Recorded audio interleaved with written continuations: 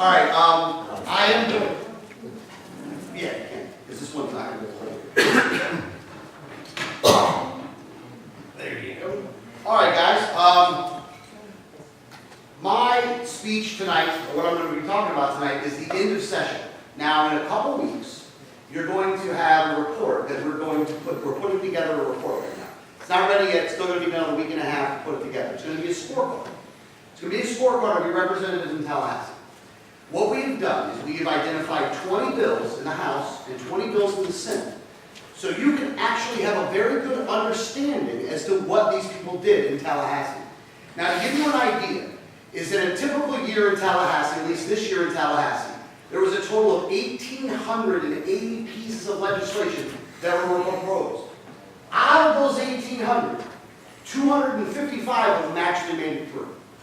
So they made it through to either get approved in the House or approved in the Senate, and they all failed for different reasons. And we'll go into that in a later meeting of why they failed and how they failed. So those all hit Rick Scott's desk. Now, what we did is we took 20 of those bills, and we're going to grade them on those 20 bills. Now, and again, I'm probably going to speak a little bit derogatory about other groups here, because there's other people that put out reports. Has anybody seen the 2013 session, the 2013 report that AFP put out?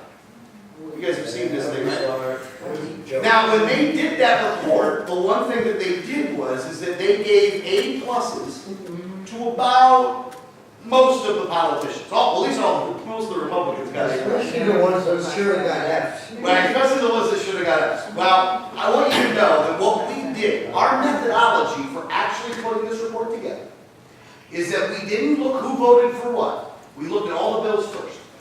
And we made a determination off of those bills, which is the 20 that we would include. Now, we also included 5 other bills that never went anywhere. One of them was the Second Amendment Preservation Act. There was a couple of the other ones that we did that with. We had the red light camera repeal. The red light camera repeal. There was the change. No, these were all positive bills. Sorry, I have them here. I should get to it in a second. So our methodology was the first thing that we wanted to do was want to look at the bills. Then what we did is we decided whether they were good or bad bills, and then we put them all together. And then we looked back to see how the politicians actually voted on these bills. Now, on a lot of other scorecards that you've seen in the past, and this will, as soon as it's out, we'll put it up on SAF site, you'll be able to get it right there. I got a pretty little cover that we've already made for it and everything else. But what you're going to see is, you're going to have a very wide range of issues. It's going to go from civil liberties to economics, corporatism bills. What other kinds of bills are on there? We have some records exemptions so that your privacy. Yeah, some privacy bills, some things like corporate welfare bills. some corporate welfare ones. Some growing of bureaucracies if they implemented a new government agency, and any kind of welfare for sports teams are in there. But also positive ones where your civil liberties were a little more protected and some Second Amendment rights were strengthened. Yeah. So they did some good things while they were up there. So we wanted to make sure that we did try to give an accurate representation of what they did up there. But more importantly, we did this and we put this thing together for a specific reason. When you go to your neighbors or you talk to other people and you say they're all corrupt, a lot of times people are going to go, well, why? And you're going to go, well, because all of something passed. Well, what did they pass? Well, it passed all kinds of bad stuff. And then you only can mention like the 2 things that you can think of off the top of your head at the time. And then you can't give people a wide range to show why they're messed up. Now, we've done the grading for all of these things already. It takes a while to put these things together. These things are not easy to put together. I got to give it up to anybody that's done this in the past because this is hard. This is not easy stuff to do. But we did grade all these people already. And just so you know, I'll give a little bit of the grades away right now. Nobody got an A. Not one person got an A. We did it based off of 100. You get 5 points if you voted the right way. You got negative 5 points if you voted the wrong way. And then you got 0 if you didn't vote for anything. And if you co-sponsored or sponsored any piece of legislation that was part of the bonus 5, then you got 5 points for co-sponsoring. You got 10 points for sponsoring. The highest grade out of 100 was 65 by a gentleman by the name of John. No name.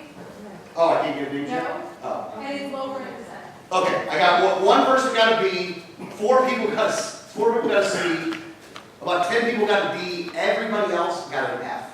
Now, let me tell you some of the bills we didn't include though. And just so you understand where we were at on this. Charlotte's Web, which was the one for the marijuana one, was not included in this.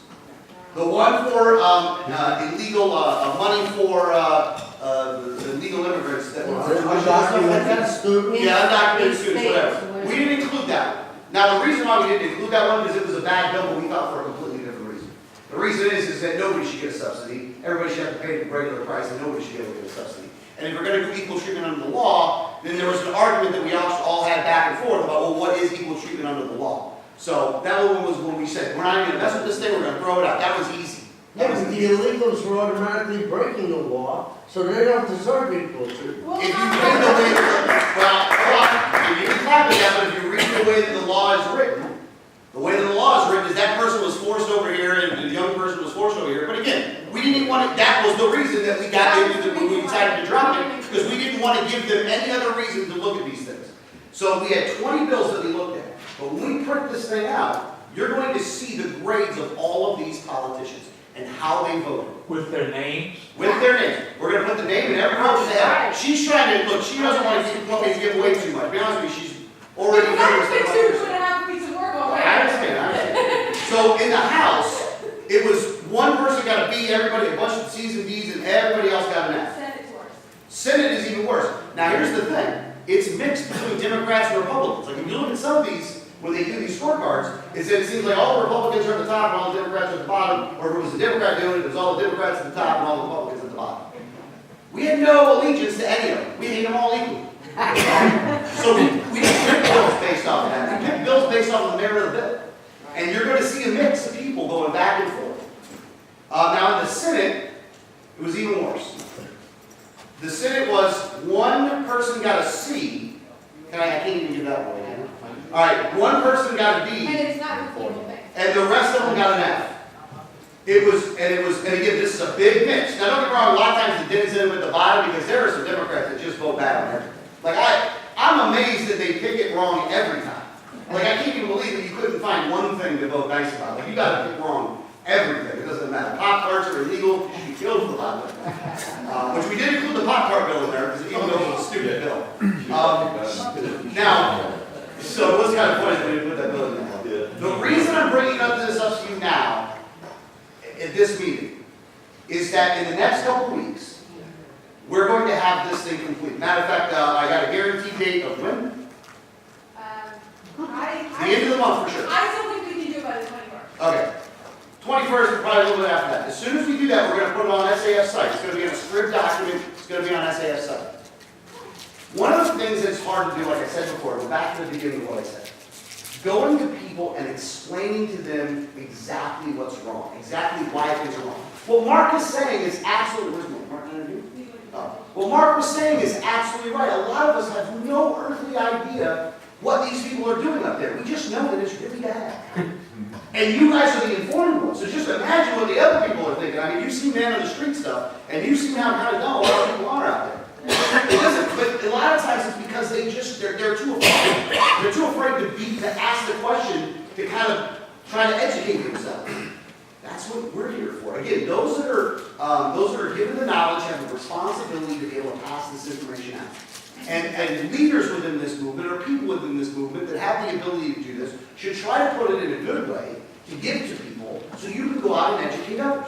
Because that's the only way. What Mark is saying about educating others is a big deal. That's a very good thing. Now I would say that the action plan of running for office like Tony Castro's doing, like Karen's doing, these people are, and it's so nice that these two are here tonight, is that these people are literally the front line.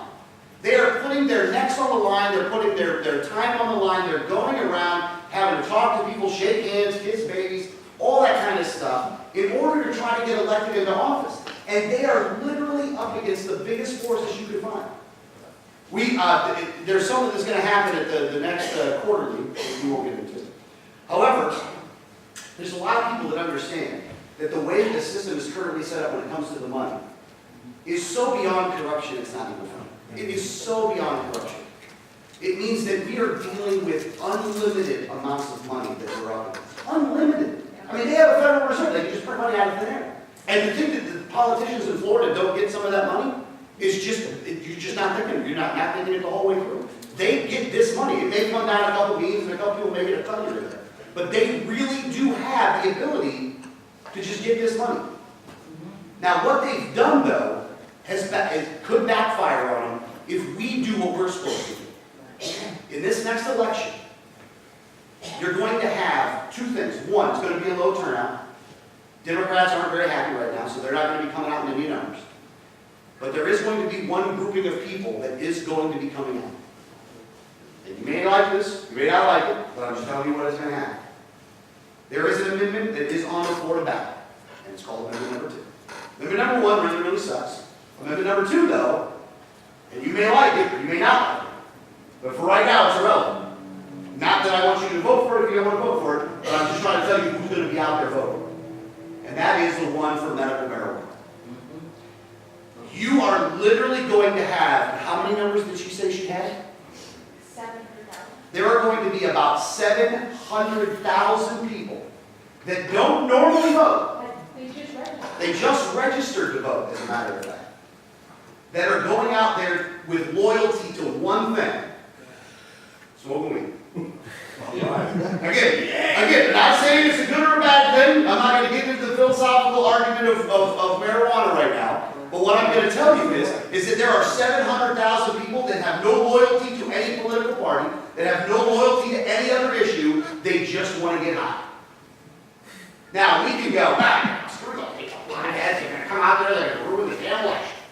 They're going to get Charlie Crist elected and all these other people elected, and it'll be sucking all day. And if that's the way we thought about it, then that might just happen. However, those people have no loyalty to Charlie Crist. Those people have no loyalty to Rick Scott. They have no loyalty to anybody in office right now. Like I said, they just want to get high. We need to make sure that as a movement, not as us as individuals, but also as a movement, that we recognize the opportunity that has been being presented in front of us. Because if they understand that they want to just smoke weed, they want the government out of my way so I can just do that, then you can take every issue that we're fighting right now and equate it to the freedom to just want to smoke weed. You don't have to want to smoke weed, by the way. I don't want you to, if you don't want to do it, then don't do it. Don't come to my house on Friday night if you don't want to smoke that. No, I'm just kidding. Well, kind of. If you have to understand, though, that's what they consider to be freedom. Speak to that issue, but tell them about all the other things. Look, if you go to them and say, look, you like to smoke weed, or you think that you and the doctor should be able to figure out if you have a condition that relates towards marijuana, and if you wanted to use that, then you and your doctor should be able to make that decision. Yeah, that's right, exactly. You want the freedom to be able to do that. Yeah, that's right, exactly. Okay, let's take that and equate that to all these other things. Do you think you should be forced to purchase health insurance? No, that's horrible. Why should we do that? Well, that's what they did with Obamacare. Do you think that you should be forced to register a gun? No, I don't think you should. Well, that's what they're making you do. Use what they are coming out to do and equate these other freedoms to that freedom. That is the opportunity that has been presented to us for the November elections. Now, whether we choose to take it or not take it is completely up to us. But these people, for the first time, they're going to go out and vote because they're motivated to vote because, like I said, they want to get out. But use that, though. Teach them something because you can. And you got to remember, they have no loyalty to anything. So split the vote, don't make a lick of difference to them. If a Democrat or Republican gets into office, don't make a lick of difference to them. If it's an MPA, they don't care. They don't care about any of those things. They think that we all come up here and waste our time. They got a lot of you guys beating out there. They got you beat up. Like, they don't care. They don't care about any of that other stuff. They're probably, if you didn't need to talk to them first, they might only vote for Amendment Number 2 and leave. Don't let them waste that. They have an opportunity they cannot waste. And it's going to go all the way to Election Day. Which means, and again, I know that a lot of people are very burnt out right now. I know that you've been trying for a long time and that you almost want to throw your hands up every day. You're like, oh man, these people are so stupid. What do you do? We're all going to lose. We're all going to die. I'm going to be a few came in a week. They're not going to bring up my wife, man. It's not going to work out. It's horrible. understand the feeling. I want to throw my hands up every day. Every day I want to throw my hands up. And you just want to just scream out like, there's no way we're going to fix any of this stuff. Makes you want to cry. I don't understand. I feel your pain. However, and let me say this with all honesty, and I swear this is the truth. We are closer now than we've ever been. And let me tell you why. They have to be so upfront with this stuff now. They're not hiding any of it anymore. And people are seeing it. When I walked around for Lucas, people were asking me about the NDAA and about indefinite detention. People are starting to pay attention even more. What they want is they want somebody that's going to bring them some kind of a plan, some kind of an idea. But you got to remember, all the old stuff isn't going to work. You got to bring them freedom. You got to bring them liberty. That's what you got to bring them. You got to explain to them why their issue of being able to smoke marijuana, that's what they want to do, is only one of so many more important issues than that. And that these other issues all play. It's like marijuana is a gateway into freedom. Very much so. Very much so. Really. Gateway work. If they can understand that, they can understand the rest. But here's the thing. The left knows exactly the same thing that I'm telling you tonight. They know exactly the same thing. And they're going to try to do it as well. But they have a disadvantage. They have a severe disadvantage. Because they're authoritarian psychopaths. And eventually you can call them out on it. You're not. You love freedom. You love liberty. You want to be able to be free. You want to be free to do whatever you want to do as long as you're not infringing on the rights of others. Now, in Pinellas County, you have a very unique opportunity. Look, we had a special election that just happened a couple months back. Lucas only got 5%. But the theory worked. The robo-ballots they were doing for AFP were effective because they were saying sync is the worst thing since sliced bread. They worked.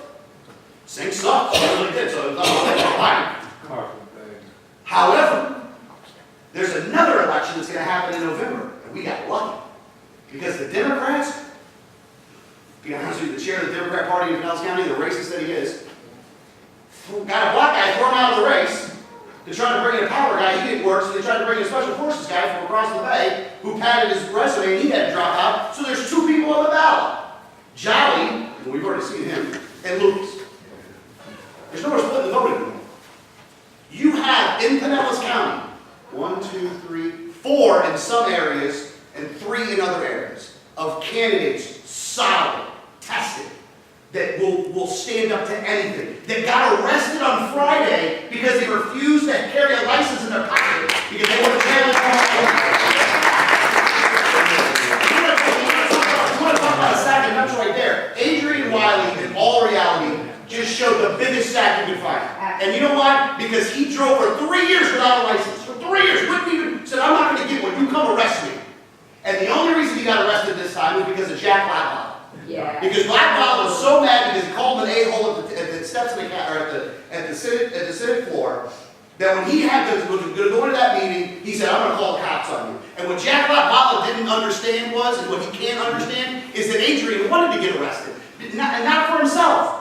Because he wanted to challenge Real ID to make it unconstitutional for all of us. Right. He's not doing it for himself. I mean, don't get me wrong, he wants to not, have to submit to it either. But we're not challenging it on the fact of whether you're allowed or not allowed to have a driver's license. He's challenging on what they're asking you to do with your facial recognition scanning and all that documentation that you got to put in there. That all of that is unconstitutional, that they're not allowed to do that.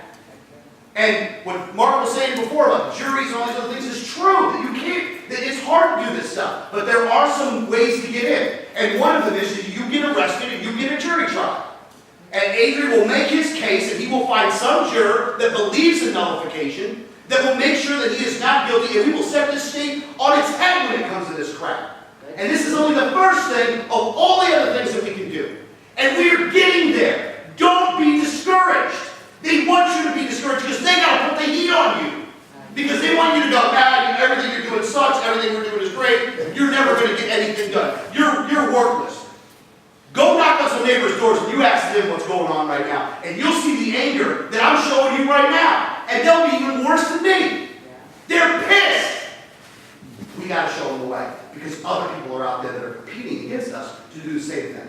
So, in a couple weeks, we're going to have this information at the ready. We're going to give it to you. What you choose to do with it is your business. We can only make this stuff. You gotta be the ones that go out to your neighbors and talk to them. And every month I come here, I say the same thing until I'm blue in the face, and I'm sure most of y'all get mad when I even say it now. It's like, oh, you gotta talk about my neighborhood again. Jesus, now, like, shut up already. I'll shut up when you're out there doing it. Until then, I'm gonna keep harping on it. Because that's the one thing that you as an individual can do. No one else can do it. And you can beat the media. You can beat the yard signs. You can beat all those things. You can do it. Nobody else can. Only you. All of us working together. That's what working together is. It's not all of us getting together under one flag, whether it's GOP or LP or MPA or whatever. That's not unity. Unity is action. Unity is you taking care of your area, you taking care of your area, you taking care of your area, you taking care of your area. You cover your area, you cover your block. If you run a fight line, you're going to cover from this line to this line right there. And anything that gets in your way, you're going to mow down. That's what you got to do. We got to cover it just like that. So you got to own your area. You got to own where you live. And if you do that, we restore this country. If you don't, we're all in chains. The decision's up to all of us. I just hope we all make the right one. And thanks for your time.